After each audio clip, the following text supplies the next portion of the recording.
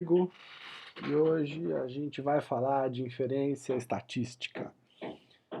Cara, mas aí o que é inferência estatística?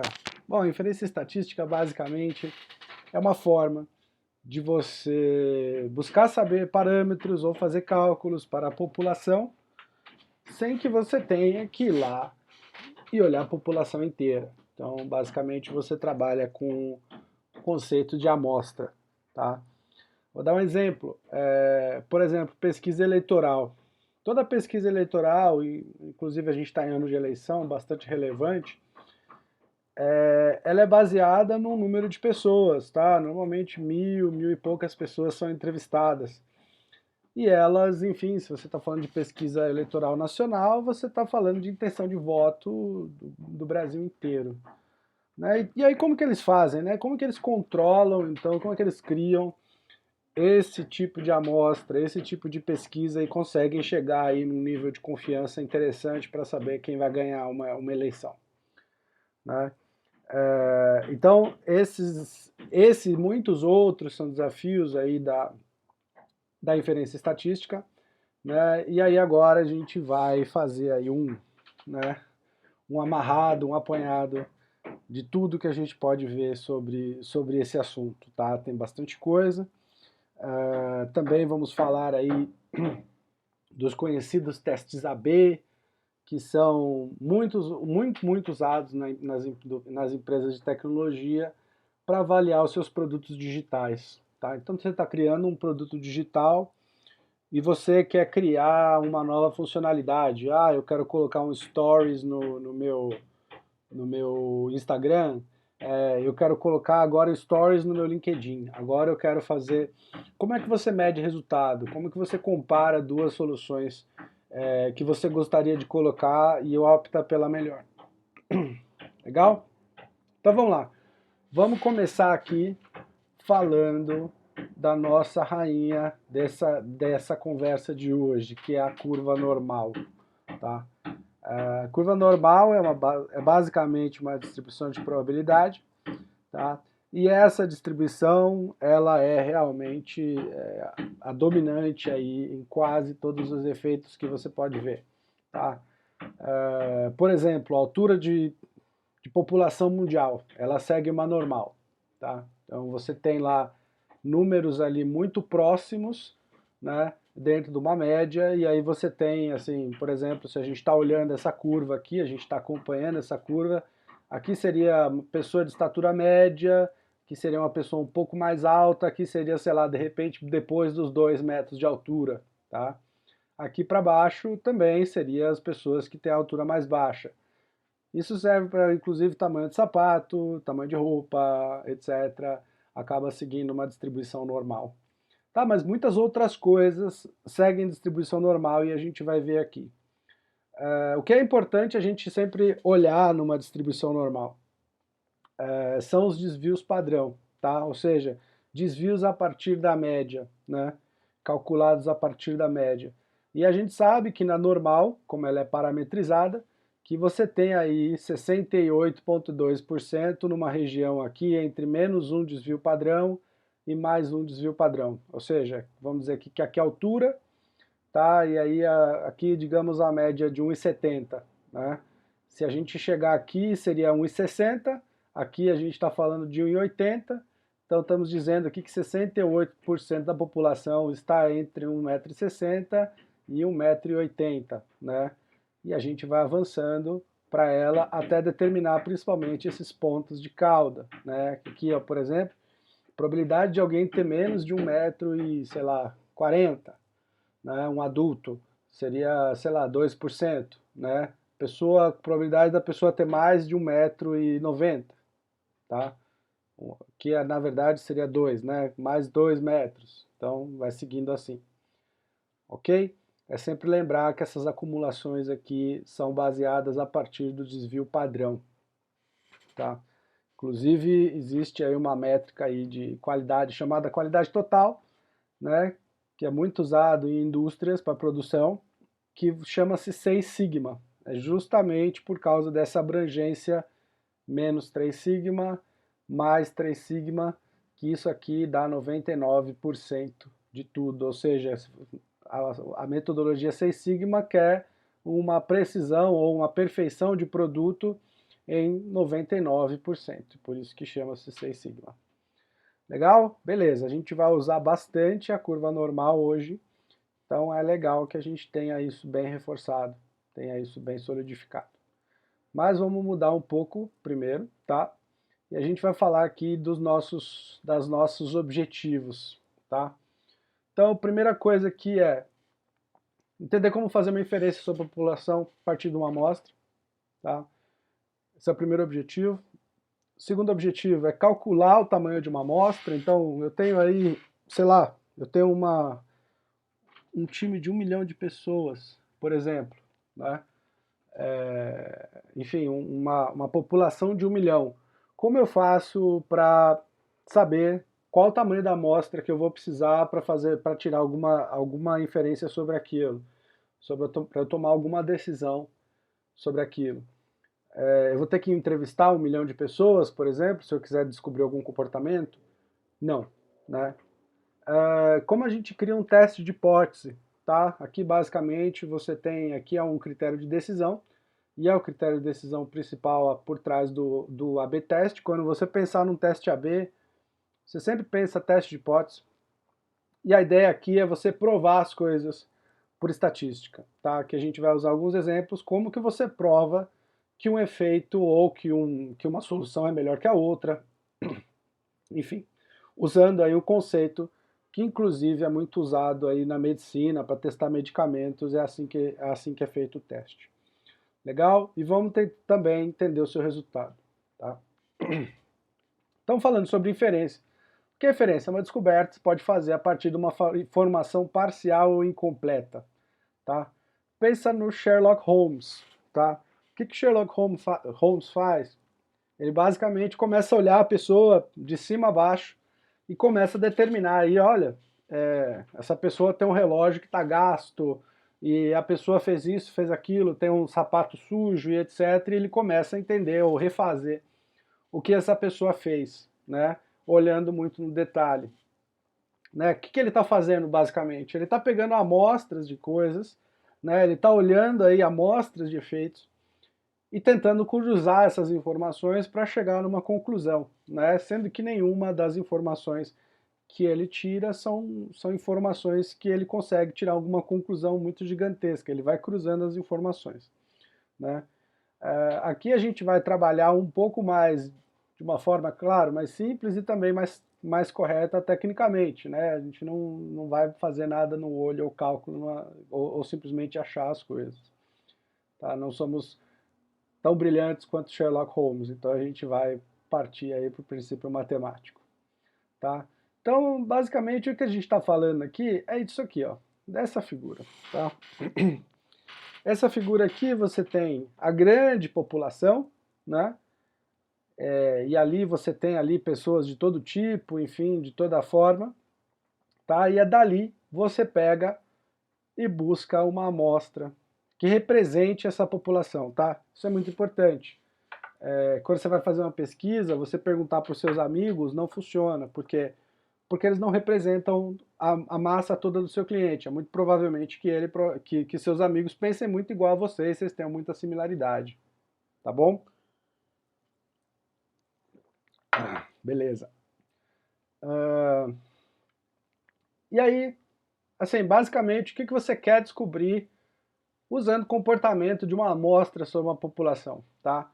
Coisas que eu já mencionei, você quer saber a intenção de voto com pesquisa, você quer saber, por exemplo, você tem um equipamento, uma máquina, que ela funciona 24 horas por dia.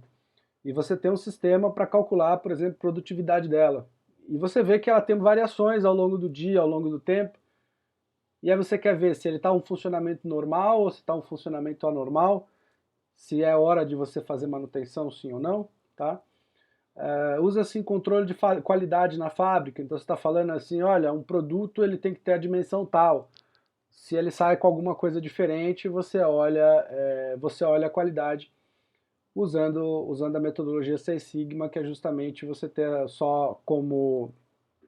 somente como tolerância um índice muito mínimo de erro, né?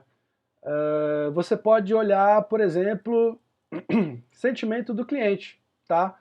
Vamos dizer que você trabalha numa empresa que fornece serviço ao consumidor, e esse consumidor ele vai lá e ele conversa de uma certa forma com você, usando canais, tipo Reclame Aqui, ele usa canais como o próprio saque da tua empresa, ele pode, enfim, escrever uma resenha na loja de app que ele tem o app, por exemplo, seja Google Play ou App Store. E aí, o que você vai fazer? Você tem aí, sei lá, talvez 20, 30 mil observações ali de gente comentando sobre o que ele acha do teu produto, o que ele acha de você e etc. Você vai analisar todo mundo? E se você não analisar todo mundo, como você vai fazer? Como que você vai retirar aí um pedaço dessa observação para você analisar, né? Enfim, e aí qualquer medida de população, tá? Idade, peso, altura, renda, tudo que você está falando aí que envolve alguma inferência sobre a população, que não seja um censo, né? O censo ele vai lá e cada 10, 15 anos ele vai lá e passa e meio que entrevista todo mundo, né? Mas qualquer coisa que não seja um censo, então você vê no jornal, a renda média dos brasileiros cresceu tanto. É basicamente, pura e simples, por amostra, tá? Então aqui você tem basicamente a população, você tem a amostra que está lá dentro, e aqui as curvinhas. E o importante é que elas sejam sempre parecidas, ou seja, elas sempre representem os mesmos efeitos, tá? Beleza? Ok. Legal. Então vamos falar aqui de tamanho de amostra e por que calcular o tamanho de amostra, tá? O tamanho de amostra, quando você puxa uma amostra, você quer saber duas coisas. A primeira coisa, quão desviada essa amostra está em relação à população. Ou seja, qual que é o erro que eu tenho ali dentro que eu tenho que considerar como uma margem, né? Como que eu posso falar, olha, numa pesquisa eleitoral, o candidato A tem 45% das intenções de voto e o candidato B tem 37% das intenções de voto e os demais ali enfim, brancos, nulos, indecisos e aquelas coisas todas. E aí você fala assim, olha, você tem um cara que tem 45% de intenção de voto, você tem um outro cara que tem 37%. Não pode ser que em algum momento a gente tenha colhido uma amostra em que eles estejam empatados? Ou seja, a gente pode ter em algum momento fazer um outro experimento e descobrir que eles estão empatados? E é para isso justamente que serve intervalo de confiança e margem de erro, principalmente margem de erro. Você está falando de pesquisa eleitoral de novo, você tem margem de erro para cima e para baixo. Né, você assiste o Jornal Nacional, você vê lá o William Bonner falando a margem de erro dessa pesquisa é de 6 pontos para cima ou para baixo. Então isso quer dizer o quê? Isso quer dizer que o cara que tem 37% de intenção de voto, na verdade ele pode ter entre 31% e 43% de intenção de voto, né? 37 menos 1 ou 37 menos 6 ou 37 mais 6, né, no caso do erro. O segundo candidato ele pode ter 51% ou ele pode ter 39%. Então, ou seja, né, dentro dessa margem de erro ele pode ter tanto entre 51% e 39%. Isso significa o quê? Significa que esses dois caras, na verdade, estão tecnicamente empatados, né? Isso significa que como você tem um erro ali e o número real pode estar nessa variação, né, ou seja, na margem de erro, isso quer dizer que eles estariam tecnicamente empatados. E por isso você quer saber erro amostral. Intervalo de confiança, a ideia é que ele faz uma medida de replicabilidade, tá? A ideia dele é assim, cara, se eu pegar esse experimento e fizer 100 vezes, quantas vezes que eu vou cair nesses mesmos resultados, tá? E aí o ideal que seja alguma coisa entre 90% e 99% das vezes. Então se você fizer 100 experimentos com 99% de confiança, você vai encontrar 99 experimentos que deram o mesmo resultado e você vai encontrar um experimento que deu um resultado diferente, tá bom? Então, basicamente é isso que a gente vai falar hoje. Vamos falar um pouco mais né, de forma aprofundada isso, tá? Então aqui basicamente é isso, tá? Você tem aqui dentro do seu experimento e olhando isso, traçando isso dentro de uma normal, você tem aquela normal, os desvios padrão, que são aí 2,5% para cada lado da normal, ou seja, você pode ter errado, você pode fazer um experimento que deu muito a mais, ou você pode dar um experimento que deu muito a menos, tá? Mas no final das contas, 95% de todos os seus experimentos deu certo, tá? Nesse exemplo aqui, tá? E aí você traça isso dentro de uma normal. Legal? Beleza. Vamos falar agora sobre o teorema do limite central, tá? Isso aqui é importante também para a gente falar a respeito quando estamos falando de estatística inferencial, quando estamos trabalhando com amostras, tá? O teorema do limite central, basicamente, ele explora grandes números, tá? E basicamente o que ele coloca é o seguinte: independente de como for a sua distribuição, enfim, independente do que você estiver trabalhando numa distribuição, na população, quando você tirar um número infinito de amostras daquela distribuição, ele vai retornar uma normal, tá? Então ele segue uma normal, tá?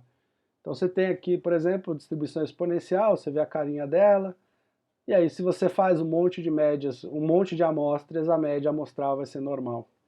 Mesma coisa na distribuição uniforme, mesma coisa, enfim, em qualquer distribuição. E isso é bom, tá? Isso é bom porque você consegue, assumindo uma normalidade, quando você está trabalhando com amostras, é uma enorme vantagem, né? Porque justamente você consegue trabalhar uma distribuição só para, enfim, qualquer exemplo que você quiser utilizar de amostra, tá? Tem uma exceção, tá? Que você está trabalhando com amostras pequenas, né?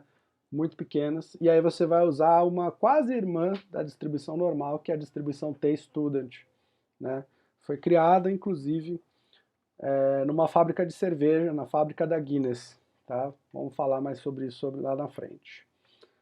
Ok, então o primeiro desafio aqui é aí falar assim, cara, beleza, eu tenho aí uma população de 10 milhões de pessoas, como é que eu vou pegar e juntar essas coisas que são intervalo de confiança, erro amostral e criar uma amostra? Eu vou falar assim, ó, qual que é o tamanho da minha amostra então? O que eu preciso para ter 1 milhão, fazer uma inferência, por exemplo, sobre 1 milhão de habitantes, com um intervalo de confiança de 90%, uma margem de erro de 5%, como é que eu faço para fazer esse cálculo? Tá? Existe aqui uma fórmula, tá? E essa fórmula, ela tem base principalmente numa coisa chamada Z-score, tá? A gente vai falar sobre isso em 1 minuto, tá bom? Mas vamos primeiro pegar um exemplo, tá? Então vou pensar um problema simples, tá? Vamos fazer de conta que você quer criar um produto digital, tá? Um app que analisa a geladeira do cliente, então ele tira foto da geladeira do cliente e diz quais receitas você pode fazer com a combinação dos seus ingredientes. Então você tem lá um bife, um limão, um pouco de, sei lá, um pouco de tempero, alguma coisa assim, que você, né, enfim, algum vegetal, e ele vai dizer para você o que você faz, né? E aí você quer entrevistar alguns possíveis candidatos para sua solução. Você descobriu que você tem 1 milhão de potenciais clientes e você acredita que 30% deles seja solteiro, apenas para você fazer aí uma estratificação, uma diferenciação de como que você vai pegar essa amostra, tá?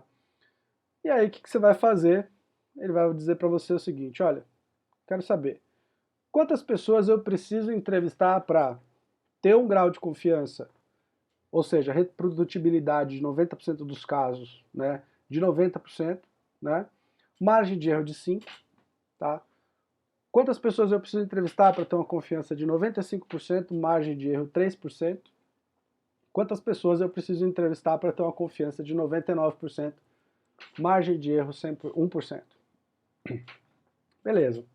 Então vamos falar sobre o tal Z-Score, né? O Z-Score, basicamente, ele é a integral desta curva, tá? Ou seja, ele quer saber o tamanho da área embaixo dessa curva aqui que você vai pegar como consideração, tá? Então, cara, basicamente é o seguinte, para você ter uma reprodutibilidade de 95%, por exemplo, como a gente tinha falado aqui, você tem que pegar esse scorezinho aqui, com esse scorezinho aqui, só que aqui você tem 5%, então você tem que basicamente ter a área dessa curva inteira, tá? Com 2,5 para cá e 2,5 faltando para cá, tá? É basicamente isso. E aí, o cálculo do Z-score, ele é um cálculo que ele é bem simples também. Ele vai falar o seguinte, olha, aqui, por exemplo, se eu estou nessa linha aqui, que é 0,1%, o meu Z-score é menos 3, tá? É basicamente a soma de valores que está aqui embaixo dessa curva. Aqui, eu tenho um score de mais 3, tá? Que eu estou no 99,9%, tá? Então, basicamente, esse score aqui é a soma que eu tenho da área debaixo dessa curva normal. E essa soma, o que ela indica, na verdade? É uma forma diferente de você identificar a probabilidade, tá? Ou seja, você dizer aqui, por exemplo, olhando esses Z-scores aqui, você dizer que o Z-score da normal é 1,65 é a mesma coisa que você dizer que você retorna 90% de probabilidade. Ou seja, se você tem um score de 1,65, significa que essa soma aqui, inteira da normal, está dando 90% de probabilidade. Se você tem um Z-score de 95%, 1,96, 99%, 2,58, por exemplo. Tá? Ou seja, você está falando aqui que, também importante, né, mencionar, a normal, dá para ver, ela não é linear. Então, quanto mais você estiver se distanciando, né, do centro dessa normal, você tem eventos mais difíceis de acontecer, e também para você chegar num outro evento, você tem que ter uma mudança de Z-score muito grande. Tá? Por exemplo, aqui se você olhar, ó, de 1,5% para 0,1%, de 0,5% para 0,1%, você colocou meio ponto mais na Z-score, tá? Aqui seria de 19,1. Então, a movimentação do Z-score não é linear e vai crescendo cada vez mais que você está próximo das caudas, tá? Mas vamos lá, vamos lá. Então a gente quer aqui descobrir confiança de 90%, margem de erro 5%, confiança de 95%, margem de erro 3%, confiança de 99%, margem de erro 1%. Então vamos lá. Bom, primeira coisa que a gente faz aqui, colocar os intervalos de confiança na fórmula, tá? O intervalo de confiança, ele é sempre ao quadrado, tá? Então, 95%, o que eu fiz? Eu peguei aqui, olhei, 95 é 1,96. Então, confiança 95% é 1,96 ao quadrado. Confiança 90% é 1,65 ao quadrado.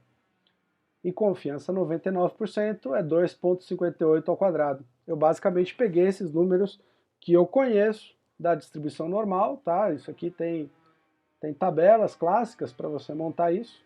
Você consegue, inclusive, a normal inteira acumulada. Tá? Então você pega esses valores aqui e eleva ao quadrado, e a gente vai usar ele daqui a pouco.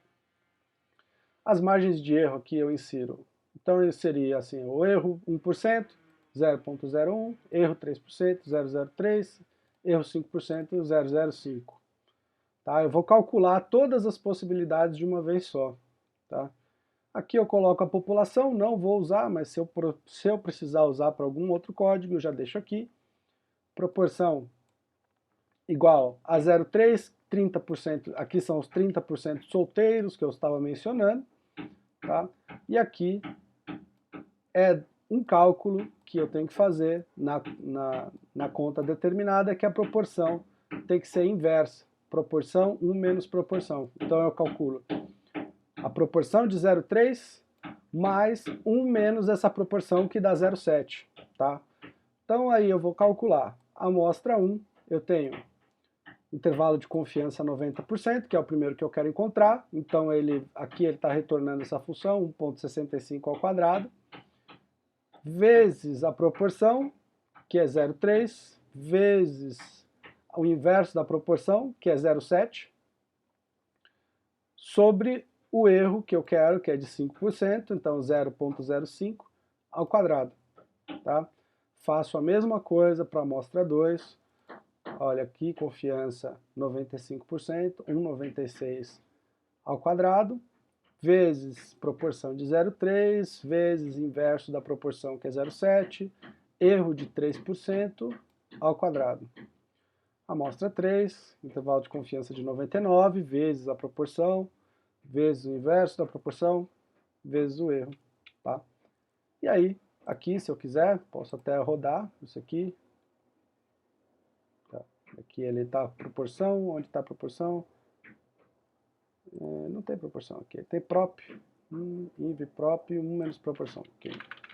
Prop, pronto, rodou. Tá? Tinha um código que eu já tinha mexido. Ok, aí eu quero uma amostra para 90% de confiança, 10% de erro. Tá? Aqui tem uma amostra para 95%, 3% de erro, e aqui a amostra 99%, 1% de erro. E a gente olha aqui, olha que interessante. A gente está lá olhando para 1 milhão de pessoas. Tá? Se eu quiser reprodutibilidade em 90% dos casos e errar 10% para cima ou para baixo, eu preciso falar com 229 pessoas. Né?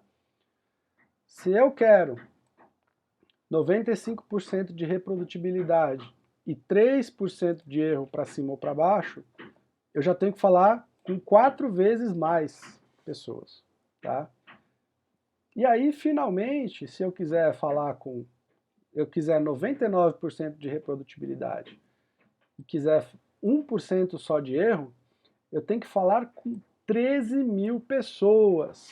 Então já é aí, sei quantas? 15 vezes mais pessoas do que para 95%. Tá? E se você quiser 100% de confiança, você vai ter que falar com 1 milhão. Tá? É basicamente esse o conceito. Tá?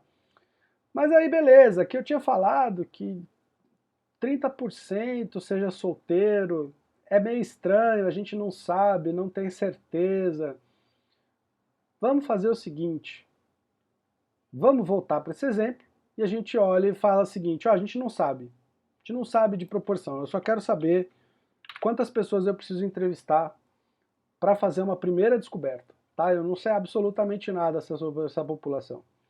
Então eu volto aqui e chamo essa proporção de meio. Por que meio? Porque meio é justamente o girar da moeda, né? Ou seja, é uma probabilidade que ela é neutra, tá? Então vamos partir da probabilidade neutra e ver o que acontece.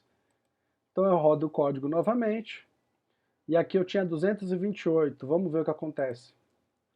Baixou para 272. Aqui eu tinha 800, subiu para 1067. E aqui subiu para 17 mil quase. Tá? Então, basicamente aqui essa é a fórmula que você calcula a população. Tá? Existem aí outras fórmulas também, existem outros métodos, eles chegam muito próximos desse método aqui, tá? Que é um método bem clássico. Beleza? Ok, então vamos seguir. Vamos falar agora sobre teste de hipótese.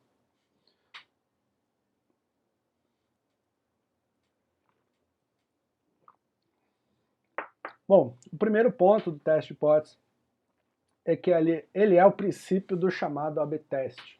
Tá? Então, se você falar de produto digital hoje, você está falando de AB teste. Se você olhar um Google, uma página do Google, uma página do Facebook, literatura diz que são mais de 10 mil A/B tests por dia em cada um deles. Tá? Então eles testam tudo. Eles testam fonte, eles testam, enfim, eles testam posição do anúncio, formato do logo, tudo. Tudo justamente para que para que eles encontrem as fórmulas que têm maior sucesso, né? E tornem você, obviamente, uma pessoa que usa a ferramenta o tempo todo, tá? Mas o A/B test, ele é muito parecido, ele trata também com o Z-score, tá? Então ele olha também dentro de uma normal. Só que aí, o que ele vai fazer, basicamente? Ele está olhando a probabilidade, fala assim, cara, qual que é a probabilidade de eu estar certo, né? Ele fala, cara, a probabilidade de você estar certo é essa aqui. Ah, e se eu tiver errado? A probabilidade é essa aqui. E aí você testa duas coisas. Então você fala, por exemplo, ah, eu quero usar a fonte, eu quero comparar a fonte que eu estou usando agora no Google com outra fonte, né? Fonte, a letrinha, né? Eu quero comparar duas fontes. Então eu falo assim, cara, a fonte 1 tem uma resposta tal, né? Um número de likes, um tempo de conexão, e a fonte 2 eu criei um experimento ali, e nesse experimento eu consegui uma outra resposta. Como que eu provo que essas não são iguais? Afinal de contas, eu tenho todas essas coisas aqui, né? Confiança, erro, como é que eu sei, dentro de uma amostra, que aquilo realmente trouxe um resultado real? E aí é o que a gente vai falar agora. Eu vou dar um exemplo teórico, tá? Não vou trabalhar com números agora, mas a gente trabalha com números logo na frente. E aí o exemplo teórico é o seguinte. Vamos dizer que você tem um amigo. Seu amigo ele é o expert em refrigerante. Ele manja tudo de refrigerante. Ele fala, cara, Coke e Pepsi é muito diferente. Me dá um teste cego que eu consigo distinguir, consigo acertar tudo, né? E aí como que você faz? O que você fala? Como que você prova isso, né? E a ideia é justamente você fazer um experimento. Então você cria um experimento, faz um teste cego com ele e descobre se realmente ele tem essa habilidade sobrenatural, né, de distinguir Pepsi e Coca-Cola, né? Então, para você criar essa hipótese, você vai fazer o seguinte, cientificamente falando. Você cria duas hipóteses. Uma hipótese, a primeira hipótese chamada nula, a hipótese nula sempre sendo a mais conservadora, tá? E uma hipótese alternativa, que é uma hipótese concorrente, tá? Então você tem uma hipótese concorrente, você fala, cara, ok, qual que é a minha hipótese nula? Minha hipótese nula é que não existe diferença e que o seu amigo não sabe diferenciar nada melhor do que qualquer outra pessoa, tá? Então o seu amigo não sabe distinguir a diferença entre Pepsi e Coca-Cola em mais de 50% dos casos. Ele vai lá, faz o teste cego, chuta Coca, chuta Pepsi, mas não acertou. Ou a segunda hipótese é seu amigo consegue distinguir Pepsi e Coca-Cola de forma superior. Ele realmente sabe a diferença, ele é realmente um expert em refrigerantes, tá? E aí você vai lá e faz o cálculo e prova.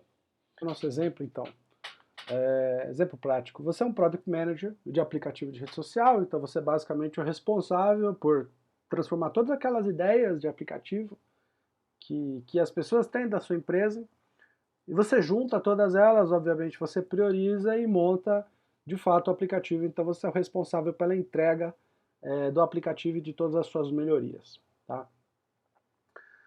Então você como PM, você sabe que seus usuários em média usam o seu aplicativo 300 segundos por sessão, então cada vez que eles conectam na sua rede social, eles ficam aí numa média de 300 segundos, com um desvio padrão de 50 segundos, tá? E aí, a aposta é que mudando a cor do fundo de claro para escuro, isso aumentará meu tempo de uso por sessão. Então eu vou falar assim, olha, o modo claro machuca a vista, enfim, eu tenho evidências que o modo escuro pode ser mais legal, pode chamar menos atenção na rua, então a pessoa corre menor risco de ser roubado, enfim. Tem aí várias vantagens, né? E como que eu posso testar, então? Bom, o primeiro passo é você desenvolve a feature. Então você tem que ir lá com o seu time de desenvolvimento, eles vão lá e fazem, seu designer faz os cards, e transforma tudo que era claro para escuro. Aí você cria dois grupos, tá? Você cria o grupo controle e o grupo tratamento. O grupo controle nada mais é do que a sua média de população, tá? Então você sabe o comportamento, mas você pode também ali criar um outro grupo em separado para comparar os dois, justamente como se faz, por exemplo, no experimento de remédio, tá? Passo 3, você assina aleatoriamente, sem usuários, para o grupo de tratamento. Você fala, cara, eu vou pegar 100 caras, 100 usuários, para esses caras começarem a usar o Dark Mode. Tá? Você lança o Dark Mode, então, só para esses caras, tá? Para esse grupo, e aí você coleta estatística. Você fala assim, olha, e aí, beleza, meu pessoal agora está usando o aplicativo no Dark Mode, vamos ver quanto tempo de uso por sessão eles ficam, tá? E aí a coleta da estatística mostrou que a média amostral é 380 segundos, tá? E o mesmo desvio padrão, de 50 segundos, tá? Então você vai lá e cria o teste de hipótese, tá? O teste de hipótese ele é configurado da seguinte forma. A primeira hipótese, que é a hipótese nula, é que o Dark Mode não muda absolutamente nada, né? Então, meu Dark Mode, quer dizer, não mudou a média de sessão, de tempo por sessão. Ou a alternativa, que o Dark Mode é melhor, tá? Então é basicamente assim, eu tenho lá, como se fosse uma luta de boxe, eu tenho lá o campeão dos pesos pesados, né? Esse cara é o campeão, então ele não precisa provar nada para ninguém. E aí você tem o desafiante, né? É basicamente a mesma coisa. Você tem uma hipótese, que é a hipótese que é claramente que você tem evidências, né? Ou seja, se você não fizer cálculo nenhum, é isso que você tem que assumir, versus uma hipótese desafiante que você vai calcular e você só vai chegar e dizer que esse é melhor, ou que você não vai encontrar, que você vai encontrar indícios o suficientes para dizer que o Dark Mode muda alguma coisa.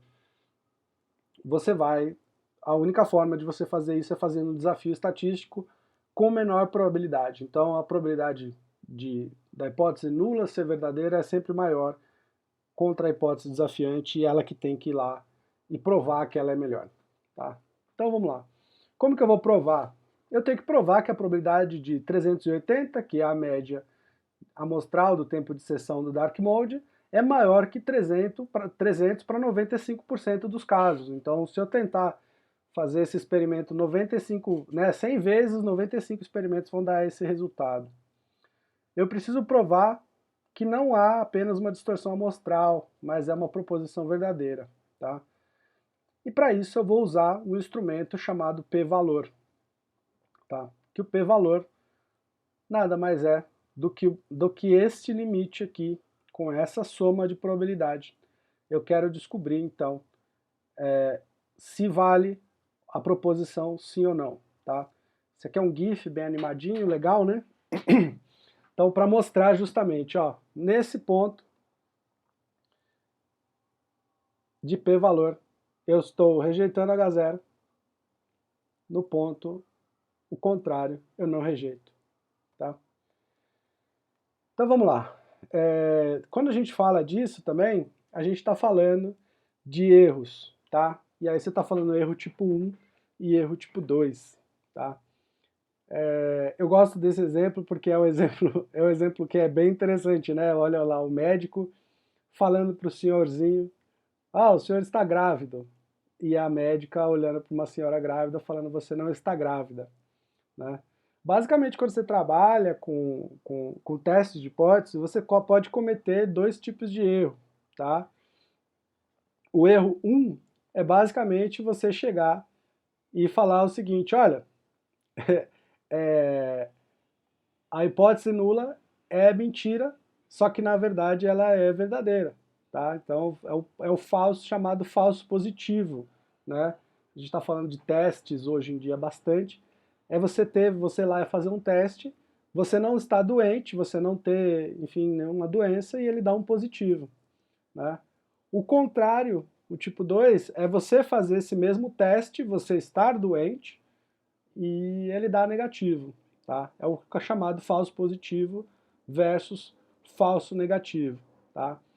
Então esses dois são os erros, né, tipo 1 e tipo 2, e a forma certa, o resultado certo, o negativo correto e o positivo correto. São as ideias aí que você tem que ter em mente. Né? E o p-valor, justamente, ele te diz qual que é o poder desse teste ou qual que é a chance de você cometer um desses dois erros. Tá bom? Vamos lá, então vamos fazer o cálculo rapidinho para este probleminha. Então a média que nós temos é 300, o desvio padrão é 50, o número de observações é 100, e aí a gente vai chamar o import norm do SciPy, vamos montar uma distribuição que ele vai retornar uma normal, com a média 300, desvio padrão 50, dividido por 100, elevado a meio. Tá? E aí a gente acha que no p-valor, que é a probabilidade de 1 menos isso acontecer, acumulado, tá? Para 380, que aí no caso são 380 a média que nós vimos de segundos para o Dark Mode, e vamos chegar num p-valor. E aqui o p-valor vai ser calculado em 0.02, tá? Então, se a gente tem um p-valor de 0.02, a gente não rejeita, a gente rejeita a hipótese nula, a gente diz então que essa hipótese, que o Dark Mode é realmente muito melhor, tá? Ah, mas se a gente falasse que então, se a média não fosse 380, fosse 310 segundos, a gente rejeitaria, né, a hipótese alternativa, a gente aceitaria H0, a gente não rejeita H0, ou seja, a hipótese nula é a verdadeira, tá? Ah, se for 300, tá? Aí deu exatamente meio. Se a gente chegar e falar assim, foi 200 segundos, foi infinitamente pior? Foi. Se a gente falar 500 segundos, que é uma chance muito, muito, muito pequena do Dark Mode não ser melhor, tá? Então vamos olhar aqui, vamos falar 350 segundos para chegarmos aí num p-valor. Vamos começar a usar aqui para a gente achar o p-valor que dê 0,5.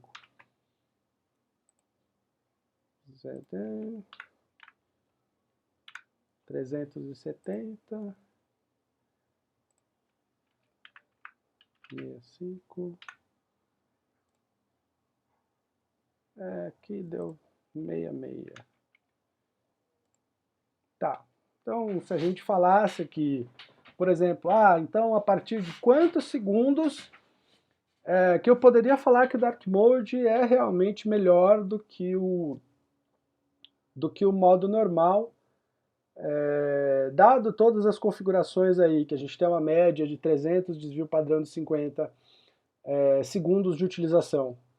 A gente só pode chegar e falar que o Dark Mode realmente é melhor do que o modo normal, a partir daí de uns 366 segundos aí de uso, tá?